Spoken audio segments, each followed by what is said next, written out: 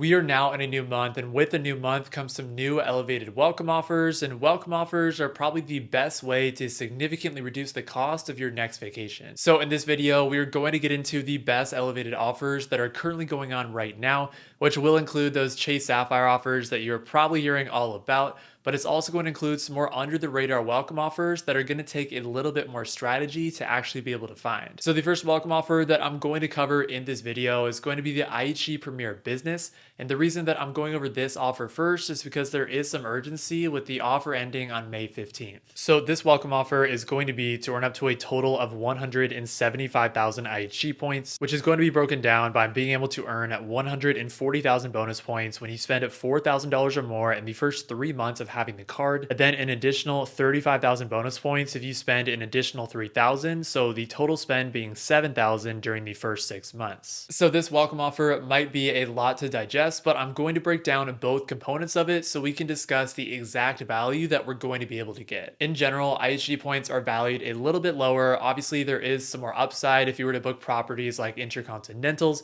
but we're going to be pretty conservative with our estimates, so we're going to value IHG points at 0.5 cents per point. So at a value of 0.5 cents per point, if you took advantage of that entire welcome offer of 175,000 IHG points, then you would get a value of $875. But if you just took advantage of the first part of that, so the 140,000 IHG points, you'd get a value of $700. So we're going to stay conservative and we're going to go with that number. The IHG Premier Business has an annual fee of $99. So if we take the $700 in value from just the first part of the welcome offer, then that $700 in value would give you 7 times more value than the annual fee during year 1, which is just assuming that the welcome offer is the only thing that you did. Since the return on spend for the entire welcome offer is $7,000 and the value that you would be able to get would be $875, you get a return on spend of 12.5%. Again, you will need to act with a little bit of urgency for this welcome offer because it does end on May 15th. And my plan is actually to apply for this card in the next week or two to lock up that elevated offer. In terms of the long-term value, let's start with the point multipliers. So you're able to get 10x back at IHG properties, 5x back on travel, gas stations, select business expenses, and dining, and then 3x back on everything else. The biggest calling card for the IHG Premier Business, which is why it can be a long-term fit within your credit card setup, is going to be the Free Night Award valued up to 40,000 IHG points, which can typically be redeemed at a property valued up to like $200 per night. Some other notables are going to be the automatic IHG Platinum Elite status and the 4th night free when you book a stay with points. Next up, we have the elevated offers for the Chase Sapphire Preferred and Chase Sapphire Reserve, which are definitely the most popular and publicized offers out there right now. And I'm sure a lot of you have been hearing all about it over the last couple of days. So there is a couple parts to this because there's online offers on both Chase Sapphire cards for 75,000 points, but then there's also an in-branch specific offer on the Sapphire Preferred for up to 85,000 points. We'll start with the online offers, so I'm going to break down exactly what the value is and what you can expect. So if we take a look at the specific welcome offers on the Chase Sapphire Preferred and Chase Sapphire Reserve, both of them are going to be the same, and that offer is going to be to earn 75,000 bonus points after you spend $4,000 or more in the first 3 months of having the cards. In terms of calculating the value, it really just depends on how you actually redeem those points, and there's typically going to be 3 options. So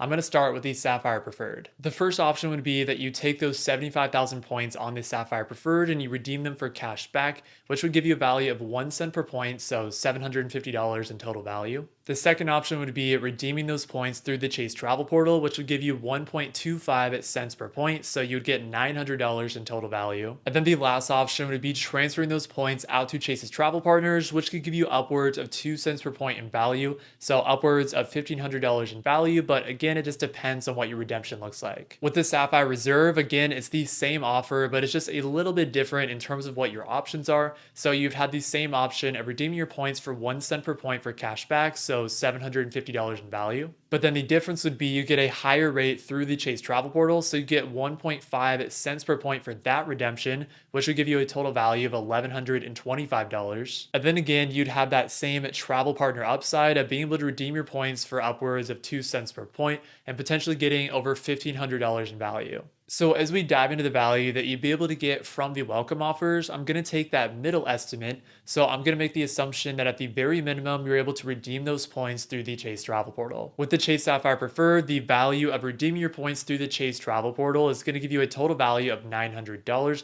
So that would give you 9 times more value than the annual fee during year one. For the Chase Sapphire Reserve, the value from the welcome offer, if you redeem it through the Chase travel portal, would be $1,125, which is going to give you 2 times more value than the annual fee during your first year. If we take the $900 in value from the welcome offer for the Sapphire Preferred and the spend requirement of $4,000, then the return on spend for the Chase Sapphire Preferred would be about 22%. And then if we take a look at what the return on spend would look like on the Sapphire Reserve, the value is $1,125 and the spend requirement is $4,000. So you get a return on spend of about 28%, again, based on this estimate. In addition to that, there is a branch-specific higher elevated offer on the Sapphire Preferred, and that offer is to earn 75,000 points after you spend $4,000 or more in the first 3 months, and then an additional 10,000 Chase points if you spend $6,000 in 6 months, so basically $2,000 more in spending. So in my opinion, the best way to sum up this branch-specific elevated offer is that it could be worth it to put in the extra work to go into a Chase branch and actually get that elevated offer if it fits your lifestyle. So what I mean by that is that if your credit card roadmap doesn't include some other cards or welcome offers that you have that you really want to get over the next couple months, then it could be worth it to just go all in on the Sapphire Preferred. But usually $2,000 in additional spending just for 10,000 additional points is probably not going to be worth it, especially if you have some other credit card welcome offers that you can focus on, or maybe even you have a retention offer or an upgrade bonus or something like that.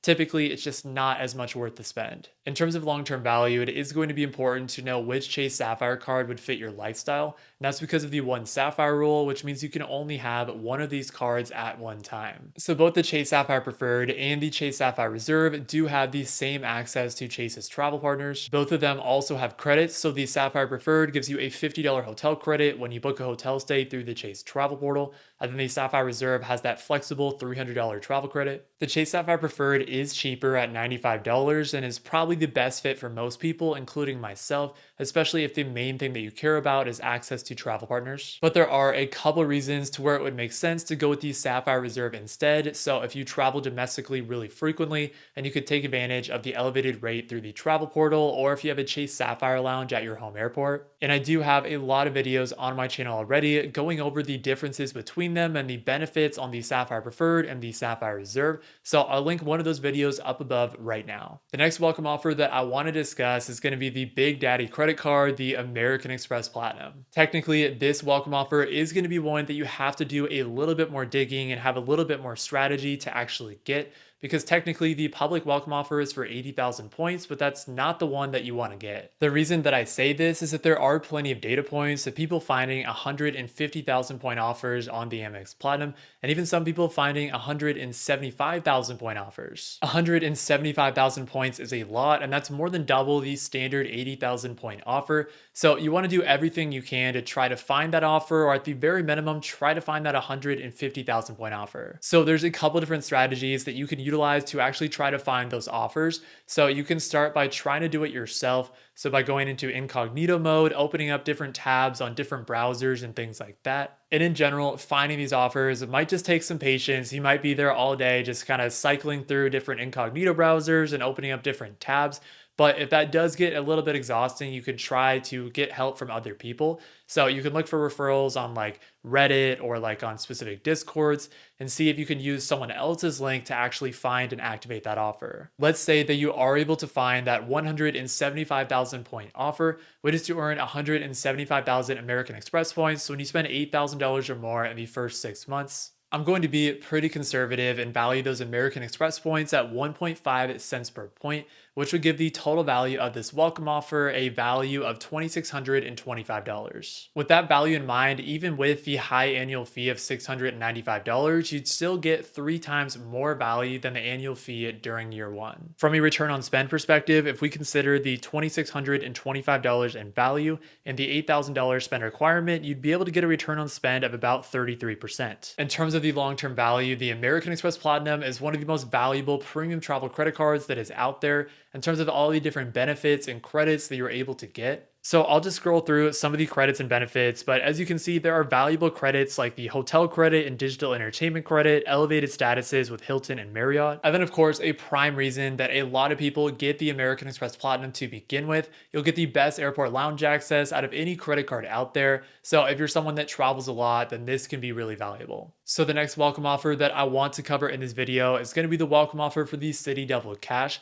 And actually, there's no elevated offer on this card, but there's only a welcome bonus on this card from time to time, so you want to take advantage when you can. The current welcome offer on the Citi Double Cash is to earn $200 cash back or 20,000 Citi thank you points when you spend at $1,500 or more in the first 6 months of having the card. The same type of logic appears here, so if you redeem those 20,000 Citi thank you points for cash back, then you'll get a value of 1 cent per point or $200 in value from that welcome offer. But since you'll earn that welcome offer in the form of Citi thank you points, you'll also have significant travel upside as well. So if you were to transfer those Citi thank you points out to Citi's travel partners, you could get upwards of $400 in value. For this example, we'll be conservative and say that you redeem those points for cash back, so you got $200 in value. So for the return on spend, if we consider $200 in value and the $1,500 spend requirement, the return on spend would be about 13%. In terms of the long-term value, this is pretty straightforward because the Citi Double Cash will essentially be an option as a catch-all card, since you'll get 2x Citi thank you points on all purchases and it has a $0 annual fee, so no downside. Similar to the Citi Double Cash, another welcome offer which isn't necessarily elevated but is worth talking about is the Chase Ink Preferred. So the Chase Ink Preferred is a business card that has a $95 annual fee, which will actually give you the same access to Chase's travel partners as with the Chase Sapphire Preferred and Chase Sapphire Reserve. In terms of that welcome offer, the Chase Ink Preferred is going to give you a welcome offer of being able to earn 100,000 bonus points after you spend $8,000 or more in the first 3 months of having the card. From a value standpoint, you could redeem those 100,000 Chase points for cash back and get $1,000 in value,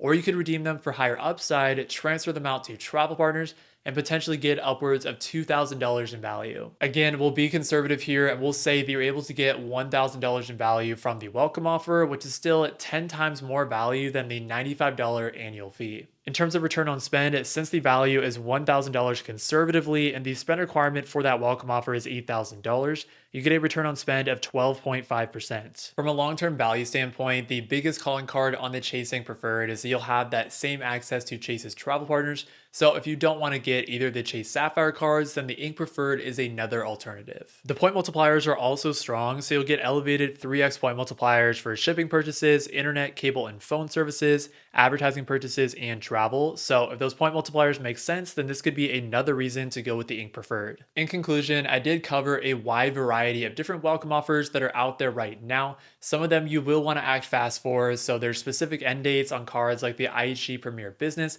and then some of the other elevated welcome offers like on the Chase Sapphire cards don't have a specific end date, but you want to act fast and get them while they can because they will go away eventually. I also do have links to a lot of these elevated welcome offers down in the description of this video, so if you want to learn more and help support the channel, then I would really appreciate it. Also, I talked a lot about different Chase credit cards in this video, so the elevated offers on the Chase Sapphire cards, the Chase Ink Preferred, and even technically the IHG Premier Business. So if you want to learn some tips and tricks to get approved for Chase credit cards, then watch this video next. Thank you all so much for watching this video. I hope you all have a great rest of your day.